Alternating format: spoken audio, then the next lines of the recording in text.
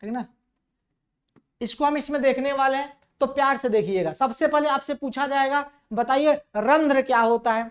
आपसे पूछा जाएगा बताइए रंध्र क्या होता है, तो आप कहोगे गुरुजी रंध्र जो है ना पत्तियों के सतह पर पाई जाने वाले सूक्ष्म छिद्र को हम लोग रंध्र कहते हैं।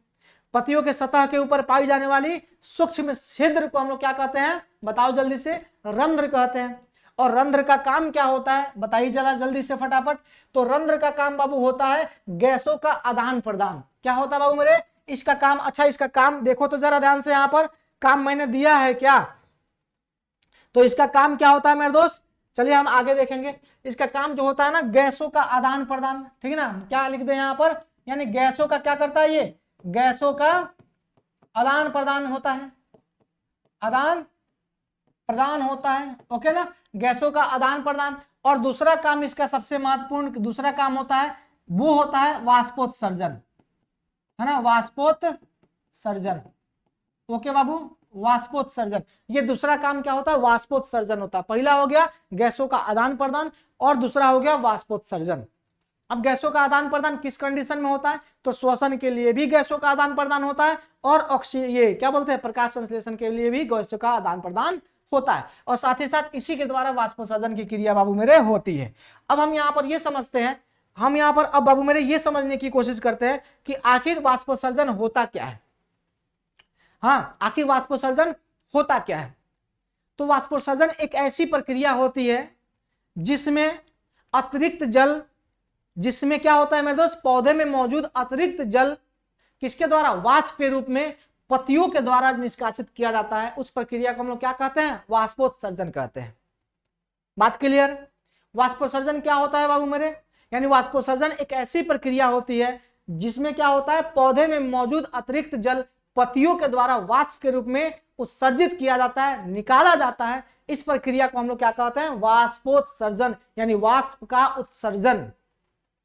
ठीक है, वाष्प का उत्सर्जन, यानी वाष्प का उत्सर्जन, यानी अपना जितना भी अतिरिक्त जल पौधे के अंदर मौजूद होंगे वो सब जो है ना पौधे अपने वायुमंडल में छोड़ देगा वाष्प के रूप में।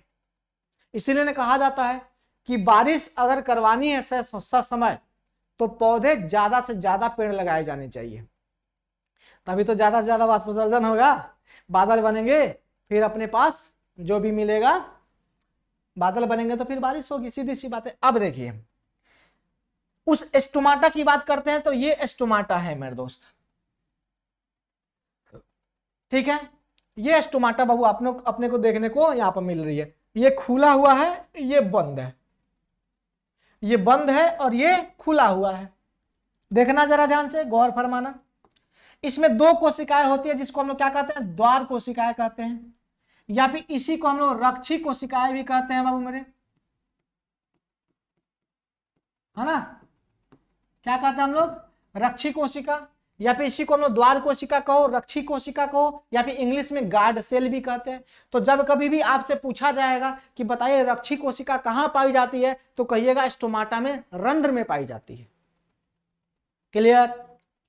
अब ये कैसे बाबू मेरे खुलता है, कैसे बंद होता है, तो इसमें बाबू मेरे मौजूद जो ये छिद्र आपको दिख रहा है, ये स्टोमाटा खुला हुआ है, तो इसका खुलना और बंद होना ये जल के सांद्रण पर निर्भर करता है,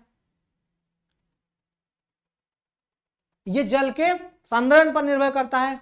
अगर मान लो कि बाबू मेरे इसमें जल अगर भर जाएगा, अगर स्टोमाटा में जल भरेगा, तो जल भरेगा बाबू मेरे तो क्या होगा, जल भरेगा तो ये फूल जाएगा, और जैसे फूलेगा तो इसमें बाहर की तरफ क्या लगेगा, फोर्स लगेगा। तो जैसे ही बाहर की तरफ बाबू मेरे फोर्स लगेगा तो क्या हो जाएगा, ये खुल जाएगा। कुल मिलाकर बात है कि स्टोमाटा में जब जल भर जाएगा तो फूल जाएगा, फूल जाएगा तो खुल जाएगा, ठीक ना। उसी तरह से जब बाबू मेरे इसमें से जल निकल जाएगा, तो जब जल निकल जाएगा तो पिचक जाएगा, पिचक जाएगा तो चिपक जाएगा, यानी बंद हो जाएगा। तो स्टोमाटा के खुलने और बंद होने को नियंत्रित कौन करता है, जल करता है। जल इसमें घुसेगा तो फूलेगा, फूलेगा तो खुलेगा, जल बाहर निकलेगा तो पिचकेगा, पिचकेगा तो चिपकेगा, चिपकेगा मतलब बंद हो जाएगा। तो ये स्टोमाटा की कार्यविधि होती है बाबू मेरे, इसको याद रखिएगा। इसमें हरित लौक भी होते हैं, क्लोरोप्लास्ट, और उसी क्लोरोप्लास्ट में क्या होता है, क्लोरोफिल होता है, ठीक ना। उसी क्लोरोप्लास्ट में क्या होता है, क्लोरोफिल होता है। आपसे दो प्रश्न बाबू मेरे यहां से पूछे जाते हैं, लगे हाथ उसको भी यहीं पे देख लेते हैं हम लोग। प्रश्न पूछा जाता है, बताइए प्रकाश संश्लेषी अंग, ठीक ना, पूछा जाता है प्रकाश संश्लेषी अंग, तो क्या जवाब दोगे, तो आप कहना पत्ती, क्या जवाब दोगे, पत्ती। प्रकाश संश्लेषी अंग की बात करें तो आप क्या जवाब दोगे, पत्ती। लेकिन जैसे बाबू मेरे अंगक की बात कर दे, तो जैसे ही अंगक कहेगा यानी प्रकाश संश्लेषी अंगक कहेगा तो यहां पर लिख देना हरित लवक,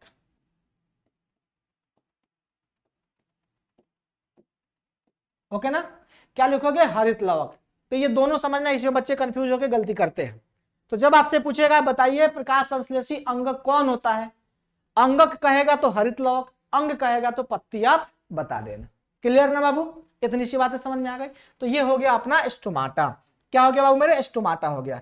अब इसके कार्य मैंने यहां पर बताया मेरे दोस्त, प्रकाश संश्लेषण के द्वारा गैसों का क्या करता है, आदान प्रदान करता है, और साथ ही साथ वाष्पोत्सर्जन में क्या होता है, ये मदद भी करता है, जिसमें जल वाष्प के रूप में रंध्र से बाहर निकलते हैं, तो ये रंध्र का काम हो जाता है।